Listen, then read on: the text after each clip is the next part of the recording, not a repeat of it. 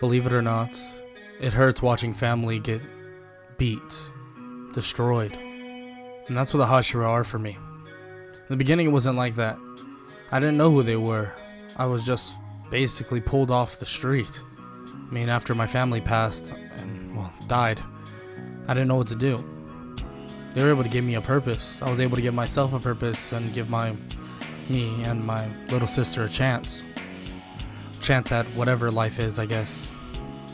But watching Rengoku stand up to one of the strongest demons I've ever seen in my life gave me the extra will to move.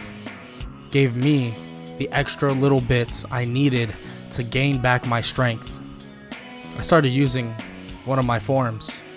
Tried everything that they taught me. And I just got enough. Just enough to even stand. But was that even enough? I don't know. I'm not sure. But I got up nonetheless. And I started walking forward as their battle began to rage on. Tanjiro Kamado. He would walk forward toward Rengoku and Akaza, and ready to fight alongside his fellow Hashira. He didn't want to just leave him to die, leave him to be a pile of bones after all of this is said and done. He never would want that. So what did he do? He stood his ground, and with one foul swoop of his sword, he came charging in. But his body collapsed on the battlefield. He's too drained, tired. He might be healed up, but his stamina is depleted. Tanjiro's on the ground, and Akaza stares right at Tanjiro's head, as if he's ready to kill the young boy. Yo, what is good, everybody? It's your boy Golden Falls, Golden What If, whatever you want to call me, and I'm back. I'm back with the finale of What If Tanjiro Had Demonic Breathing, and this will be a finale. As some of you know, I will have a compilation out, I believe, for Friday and Monday. No, I will have a compilation out for Friday and Monday. I'm not gonna be at home. I'm gonna have my laptop and stuff, but I won't be at home, and it's gonna be my little 4-day quote-unquote vacation. I'm going to Anime Expo, as I told some of you already. So yeah, so that's where I will be going. So I won't be able to record. So some stuff is getting pre-recorded, and other stuff is just getting, skipped a day or whatever.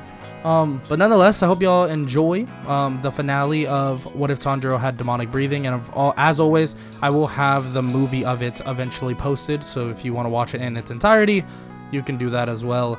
And make sure to check the links in the description, all that good stuff, and hope all of y'all have an amazing day. And let's just get right into the what if. Let's get it. Akaza stares at Tanjiro and can sense something from the young boy, and he realizes that this right here is the person that Muzan was so fearful of. Akaza comes charging in, actually to kill Tanjiro, but luckily this gave Rengoku an opening to actually slice one of his arms off and eventually strike at his neck. Tanjiro is shocked that Rengoku can still fight. Rengoku has gone through immense amount of punishment. This man is practically on death's door. Tanjiro watches the fight continue, and continue it did. Tanjiro continued to try and struggle to his feet, helping Rengoku. He wants to help. He has to force himself to do whatever he can, and he's slowly but surely, hopefully getting there. But just as he feels that he can just help Rengoku just a little bit, Rengoku gets punched straight through the chest, and Tanjiro's eyes grow wide.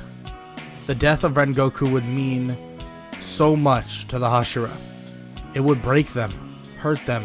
Rengoku's smile would fade in an instant as his life would leave his body. But what would this mean for everybody else? Tanjiro can't allow him to fade off. He can't allow him to die. Tanjiro immediately begins to activate something else, begins to activate his demonic replication, using Rui's webs, shooting him toward Akaza. As it attaches to Akaza, Akaza gets slightly pinned to the ground, and he immediately anti-steps right toward Akaza, stabbing his sword straight into his chest. He grabs onto Rengoku's shoulder and begins to focus on his second form. Demonic breathing, second form, spiritual gathering. He uses all of his and also Akaza's life force to inject it back into Rengoku. Akaza is in shock as he cannot move. For one, he feels that he's getting weaker and weaker, but on top of that, Rengoku's wound is getting more and more healed. Akaza continues to struggle, grabbing the leg of Tanjiro, breaking it almost in half.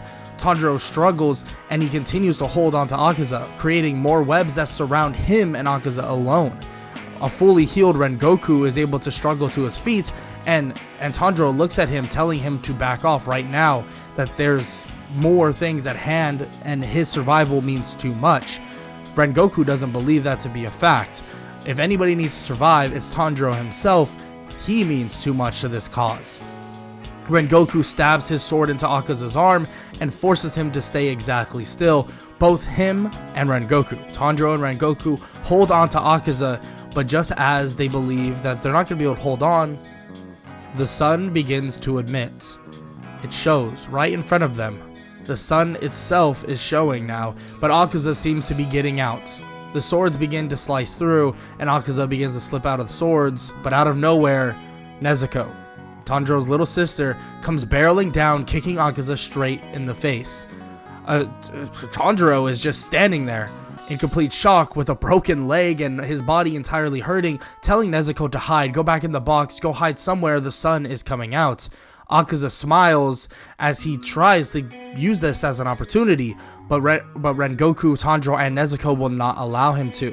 Nezuko refuses to leave her brother's side, punching into Akaza's chest, as it basically just creates extreme amounts of pain and forces him to stay still.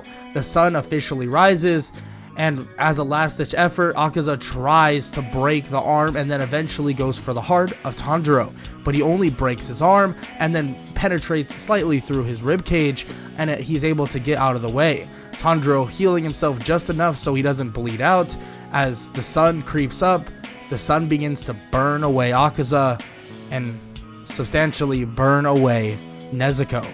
Tanjiro screams and tries to get up, but just as he does, he basically begins to panic, panting as hard as possible, not being able to breathe properly. He needs to save his sister. He needs to do it now. But his his vision begins to go blurry, and he starts blacking out. He doesn't know what to do, and all he sees is his little sister Nezuko slowly fading from the head to her toes, but he doesn't see much. He only sees the top of the disintegration from the top of her head. He passes out, and a while would pass. He'd eventually wake up, and he'd wake up on a hospital bed, more or less fully rejuvenated, and Shinobu even walks in and asks if he's completely restored and okay. It seems that his recovery rate is far faster than everybody else's, but the same thing, he was extremely injured. Rengoku comes in as well and is thanking any god that he could possibly think of that Tanjiro lived. But just as quick as basically Rengoku does this, Tanjiro remembers his little sister. Is she okay? Tanjiro stands up relatively quickly and struggles to walk fully, as his leg may be healed, but it is extremely hurt. He begins to walk over, and Rengoku tells him to stop, calm down, that Nezuko's alive. He stumbles his words and he's confused. How is she alive? She was out in the sun. And Rengoku shakes his head. She must have been the first demon to conquer the sun. Your sister's special. Extremely special. She is actually currently outside, standing in the rays of the sun, looking at it, bathing in it. And it seems like everybody else is outside as well, in complete awe. And Tanjiro asks about where's Inosuke, where's Zenitsu, and he actually says that they're on a mission as well, and that mission is currently going on as they speak. Tanjiro kind of struggles outside to see how Nezuko's doing, Nezuko giving him a big hug, thinking that her brother is alive. Tanjiro also in shock that she can literally talk. This is crazy. It seems that their connection and his demonic breathing has allowed her to have an acceleration of how strong she would be in the near future, and Tanjiro is in complete shock about how this occurred. Nonetheless, though, it's good that Nezuko has the capabilities of defending herself, and she's also conquered the sun, but the only problem is, will Muzan know about this occurrence? Maybe, maybe not. Nonetheless, they're going to keep her under wraps for now and keep her the heck away from Muzan Kibutsuchi. They're going to make sure that the Demon King cannot come near Nezuko, at least for the time being, as they're trying to make a cure. Shinobu even brings this up, saying that the process is accelerated because of his little sister and accelerated because of him. Tanjiro is glad to hear this, and as night approaches, it seems like Tanjiro is somewhat back in tip-top shape.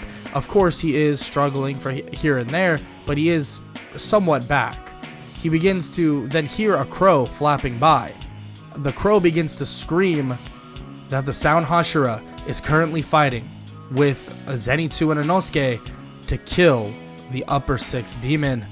It seems that there are 2 demons technically there, and they're currently in a locked war that may end badly for the Demon Slayers. They begin to talk about sending somebody, and Tanjiro looks at all of them, and Tanjiro says that he will go. They remark that he's not ready, that he's too hurt. Tanjiro refusing to listen as he completely anti-steps out of there in a matter of seconds. He begins to basically use his anti-step breathing form to get over to their location as quick as possible. He is, in a technical term, the fastest Demon Slayer there. He's far faster than everybody else, and he continues to just anti-step all the way over. He begins to realize that when he arrives that the fight is almost over. It seems that the Sound Hashira is in a complete struggle, and Zenitsu and Inosuke are currently fighting another demon. But just as quickly as he arrives, he's immediately told what needs to happen. And let's just say, the Sound Hashira is happy to see him there. Tanjiro immediately dives in. Demonic breathing. First form. Devil's breath. He slices into the brother demon, immediately catching him off guard, allowing for the Sound Hashira to find an opening, slicing toward his neck. Not fully cutting it off, but immediately after, Tanjiro uses his demonic replication, his third form. He immediately uses this, and his sword turns into a ton of scythes that begin to slam and slice through Gyutaro himself, slicing all up his body and eventually slicing his head off. All of these slices continue to flurry and fly around, eventually reaching Daki herself. Zenitsu, given that opening, slices toward Daki, slicing toward her waist, and Inosuke slices toward her neck. Slicing toward her neck, immediately both Inosuke and Zenitsu are able to land clean blows as the scythes are able to clean up the rest of the mess.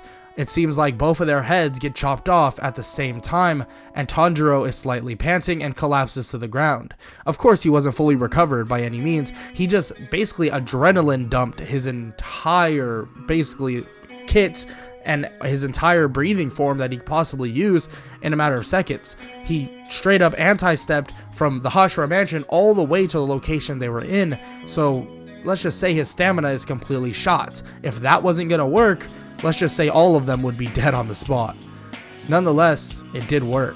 Tanjiro comes out victorious, and Tengen stares at him. "You're ready, kid. You're ready." Immediately, Tanjiro is confused. "What do you even mean by that? Can you just get us back to the Hashira mansion? I'm tired." Tanjiro has no idea what Tengen is talking about. So everybody else heads over back to the Hashira mansion, and luckily they're not too injured, but the whole "you're ready" statement is then confirmed and told to Tanjiro that they thought he was ready before this, and that he did beat Rui on his own, but now they know that he's officially ready, and that it's now time for him to take a place with the Hashira. That he will be the demonic Hashira. A Hashira that will send fear into Muzan himself, and all of them and everybody there will now prove themselves to everybody around them that they can fight in this war. This is the first time and the most success they've ever had, defeating the upper 3 demon and then now an upper 6. It seems like everything is falling into place, and the last stop on their list is to find a cure, and not only that, and that's to kill the King of Pop, Muzan Kibutsuchi. And once that is done, peace can be remained back in Japan. Peace can be remained back exactly where they live. Their families would not have died in vain. Their loved ones would not have died for no reason.